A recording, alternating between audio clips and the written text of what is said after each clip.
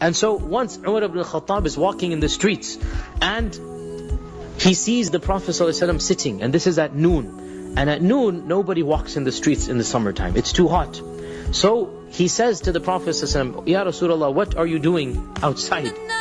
And the Prophet ﷺ knows that Umar is outside for one reason, and that is he doesn't have food at home. So he says, the same reason as you.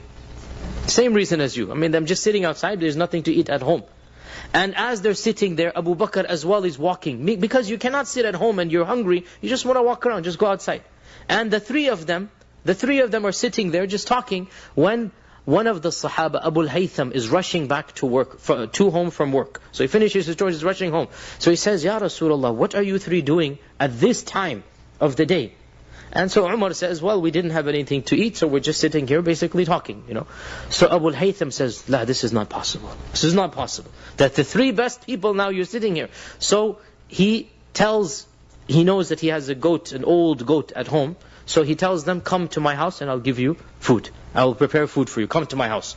So he rushes home. He only has one goat that is past the age of giving milk. It's an old goat. So he tells his wife, by Allah, we need to sacrifice this goat. We need to get rid of the goat.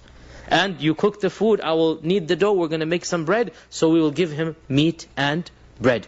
And so the Prophet Abu Bakr and Umar, they came and they ate meat and bread, which is of course the luxurious food item of that time and to this day. And then what was the response of the Prophet when he finished all of this?